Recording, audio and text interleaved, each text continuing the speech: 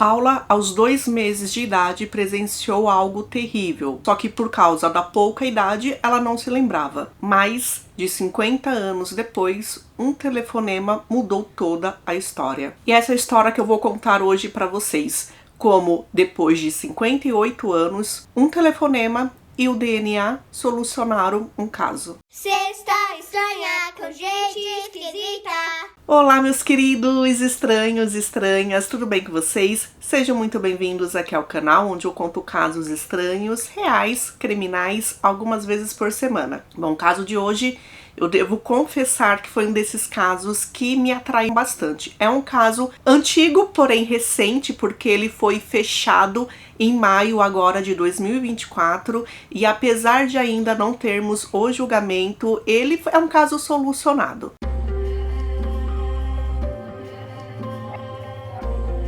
Karen Edna Nives nasceu dia 29 de julho de 1948. Ela conheceu Paul Snyder na época da escola, do ensino médio. Ele era alguns anos mais velho e assim que ela saiu da escola, eles se casaram. Ela se casou quando ela tinha apenas 17 anos. Eles se casaram em agosto de 1965. Depois que se casaram, eles moraram em Cedar Lake, que era perto da casa dos pais de Karen, e ela amava morar lá. Eles ficaram lá até quando o bebê nasceu, porque ele conseguiu um emprego e ele foi atrás de uma outra casa. Ele foi para Illinois e nesse caso eles morariam perto dos pais do Paul, somente algumas casas de distância. Então, no momento da nossa história, em novembro de 1966, o casal tem uma bebezinha de 2 meses e meio chamada Paula. Era um casal super feliz, construindo a vida deles. Porém, Karen não gostava de morar lá. Ela não gostava da casa ou da região. Ela queria voltar para perto dos pais. Porém, ela entendia que lá o marido estava em um bom emprego. Ele era eletricista em uma ferroviária. Então, para não deixar o marido chateado, ela nem contou para ele que não gostava de lá.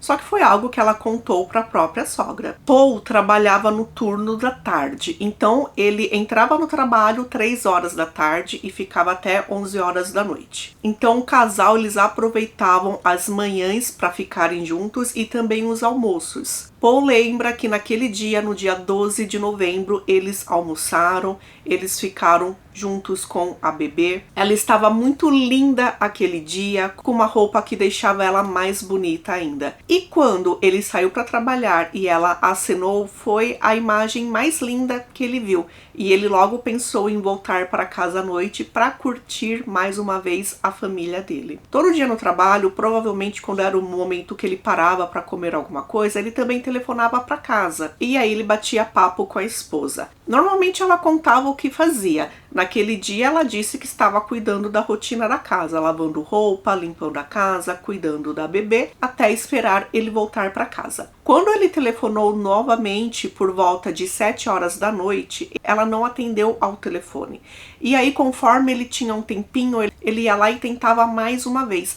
E ela não atendia mais. Ele nem pensou em telefonar para os pais dele, porque os pais dele estavam viajando. Tanto que eles até ficaram com a cachorrinha cuidando dela enquanto os pais viajavam. E sem saber que Paul estava preocupado com a esposa desaparecida, por volta de 8 horas da noite, os pais dele voltaram da viagem. Eles chegaram de Nova York. E aí, assim que colocaram as malas dentro da casa, eles foram buscar a cachorrinha. Só que eles bateram na porta, olharam, viram, Karen não atendeu. Eles imaginaram que de repente ela estava ocupada dando banho na bebê ou tomando banho, alguma coisa. Eles não insistiram. Como a cachorrinha estava na varanda, eles pegaram a cachorrinha e voltaram para casa. E assim também que chegaram em casa, eles resolveram telefonar para um outro filho perguntando se eles tinham visto Paul ou Karen recentemente. E esse irmão do Paul disse que tinha visto no dia anterior, só que no dia atual não teve notícias. 11 horas da noite, assim que bateu o horário para ele voltar para casa, ele foi e dirigiu o mais rápido possível, porque ele sabia que algo não estava certo. E quando ele chegou na rua dele, aí ele tinha certeza que as coisas não estavam certas, porque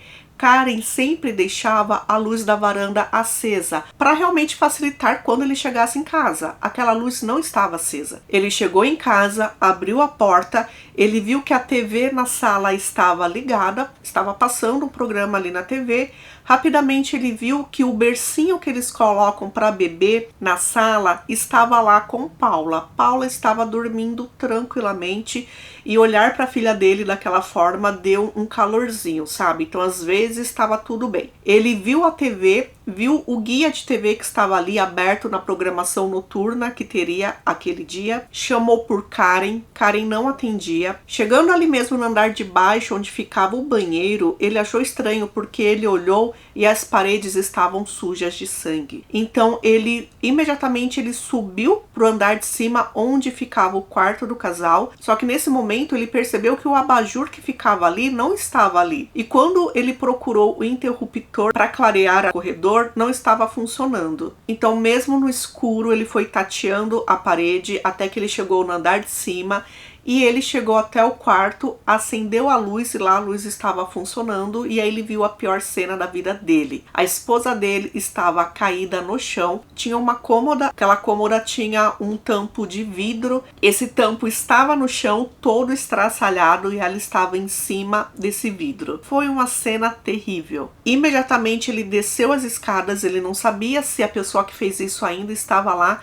Ele telefonou para a polícia, assim que ele desligou, ele pegou a bebê e saiu. E começou a chorar, a gritar, porque a esposa estava daquele jeito. Nesse meio tempo, a atendente da polícia telefonou para os pais dele. Eu não sei como eles sabiam, tá, gente? Cidade pequena, talvez. Talvez eles identificaram que era o mesmo sobrenome que morava naquela casa, ligaram para os pais dele, falaram o que tinha acontecido e os pais dele chegaram lá. Então chegaram antes da polícia. O que o pai e a mãe fizeram? Falaram, ó, vamos entrar na casa. Às vezes ela tá viva, às vezes a gente consegue fazer alguma coisa. Antes de irem pro andar do quarto, eles foram até o porão, pegaram uma lanterna, subiram e antes de entrar no quarto, a mãe do Paul falou pro marido, fica aí, eu não sei como que ela está, não é algo agradável para você ver uma mulher desse jeito, eu vou entrar sozinha. Quando ela entrou, ela viu que não tinha nada que ela pudesse fazer, a nora dela já estava sem vida. Aí detalhe, tá? Quando eles chegaram na casa do Paul estava desesperado com Paula nos braços, chorando e gritando, Deus, por quê? Por que isso aconteceu? Logo, os policiais chegaram. Paula estava vestida, porém ela estava com a saia levantada, ela estava com a mesma roupa daquela tarde, quando ela acenou para o Paul quando ele ia trabalhar. As portas não estavam arrombadas, porém uma janela no porão estava quebrada. Tinha rastro de sangue pela casa inteira. Naquela janela, o rastro ia da sala, subia as escadas, ficou no quarto e depois que a pessoa desceu ainda sangrando, ela foi até o banheiro.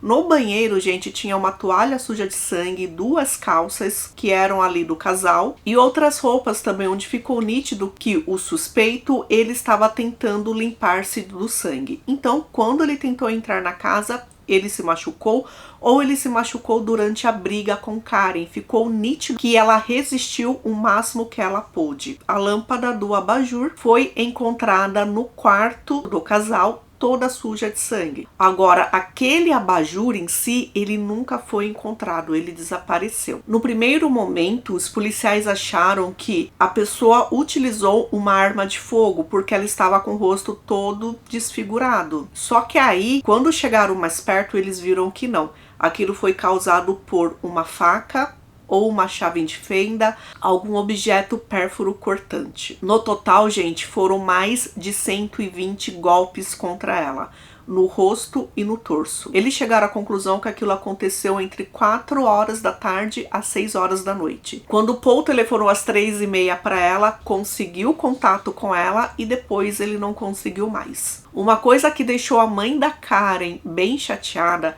é porque às 4 horas da tarde, o telefone da casa dela tocou e não era normal ela receber ligações. Quando ela foi atender, parou de tocar e ela pensou, bom, se for importante, a pessoa vai telefonar novamente. Isso nunca aconteceu. Então ela ficou anos e anos pensando se era Karen que telefonou para ela pedindo ajuda. Como Karen sabia que que os sogros não estavam lá, estavam viajando, a próxima pessoa que ela pediria ajuda talvez fosse a própria mãe. E nunca descobriram isso. Paul foi tido como o principal suspeito. Sempre é o marido, né? Não é errado essa desconfiança. Só que aí ele tinha um álibi, ele estava o tempo todo no trabalho. E aí na cena do crime, além de toda aquela bagunça, encontraram também charutos no berço da bebê. Só que não no bercinho da sala onde ela estava dormindo, no quarto dela.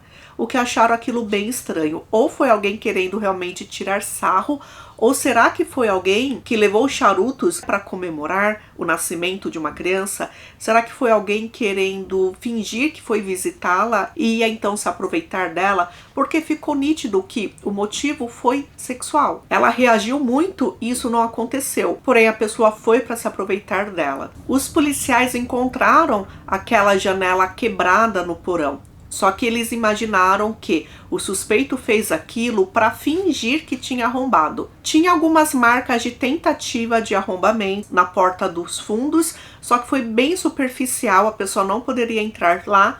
O que realmente a polícia acreditava é que Karen abriu a porta para a pessoa que fez aquilo com ela. Ou seja, eles imaginavam que era alguém que Karen conhecia. Na cena encontraram 2 tipos de sangue, o sangue O e o sangue A.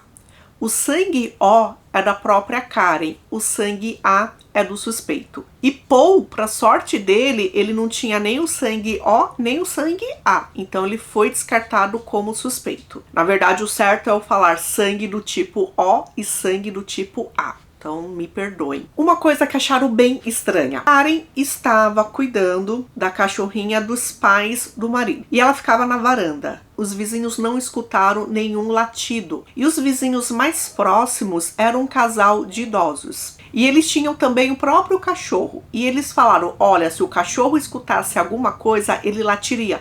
Porque ele late para um alfinete caindo no chão. Então assim, será que realmente o cachorro não latiu? Ou será que o casal não escutou? Todos os homens conectados a Paul e a Karen foram entrevistados.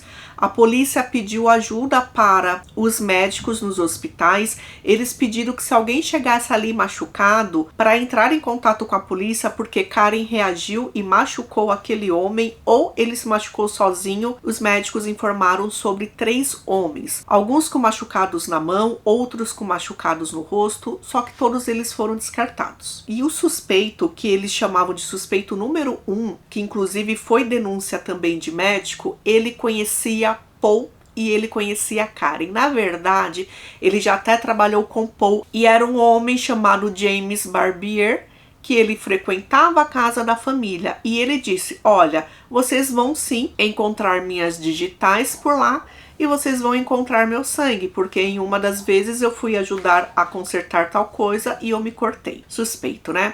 Esse homem, ele foi visto frequentando bares perto da casa de Karen naquela noite. E ele estava com a mão machucada e com um corte na testa. Ele era casado e tinha um filho. A esposa dele disse que quando ele chegou em casa, ele tinha problemas com álcool, ele bebia bastante. Então sim, ele se machucava sem saber onde tinha se machucado. Foi essa a desculpa que ele deu. Na verdade, assim, ele disse que estava caminhando quando ele tropeçou num pedaço de pau, de madeira. Aquilo estava cortante, bateu na testa dele e ele foi tirar da testa e aí cortou a própria mão. Foi isso que ele disse. A esposa dele disse que naquele dia ele chegou bem embriagado. Ele estava assim sujo de sangue, explicou o que aconteceu e aí rapidamente ele tomou um banho, trocou de roupa e foi para o hospital porque ele não parava de sangrar. E os policiais também tinham tido ele como suspeito. Ele esteve no funeral de Karen. Os policiais viram aqueles machucados no rosto dele. E gente, ele foi uma das pessoas que carregou o caixão dela até o túmulo. Pois é. Apesar dele ser um suspeito, as provas não eram tão concretas, ou na verdade não tinham provas para levá-lo até um julgamento. Então, sem nenhuma pista, esse caso ele foi arquivado. James, em 1967, ele desapareceu. A esposa dele foi até a polícia notificou o desaparecimento dele. Ele tinha desaparecido com um outro homem por causa da bebedeira. Eles beberam demais e por causa dos problemas dele com a bebida, ele perdeu o emprego. Alguns dias depois ele foi localizado. E não se sabe quando ele deixou de morar em Illinois e foi morar no Missouri. Depois daquilo que aconteceu com Karen, Paul e Paula foram morar com os pais de Paul. Alguns anos depois ele conheceu uma moça chamada Connie. Eles se casaram e eles cuidaram da pequena Paula. Só que a perda da primeira esposa nunca saiu da cabeça de Paul. E ele ainda ia até a polícia, perguntava se tinham alguma novidade, nunca tinham. E infelizmente, gente, Paula diz que viu o pai dela definhar. E ele morreu jovem. Paul faleceu em 1989, com apenas, gente, 45 anos de idade. Segundo ela, ele nunca superou aquela perda. Paula demorou para saber o que tinha acontecido com a mãe dela. Ela disse que as crianças na escola perguntavam onde estava a mãe dela, ela não sabia. E aos 5 anos de idade, ela lembra de escutar alguns burburinhos que os pais das crianças falavam para elas. Então elas sabiam o que tinha acontecido, só que a própria Paula não. Então, aos 11 anos de idade, ela diretamente perguntou para o pai o que tinha acontecido. E ele explicou, só que ele nunca mais conseguiu falar sobre isso com ela. Então, conforme ela cresceu, ela se casou, ela teve a própria família. Ela disse que em 2009 ela chegou a telefonar para a delegacia porque ela sabia das técnicas de DNA, da evolução, e disseram para ela que não, naquela época o que a gente tem ainda não dá para descobrir nada.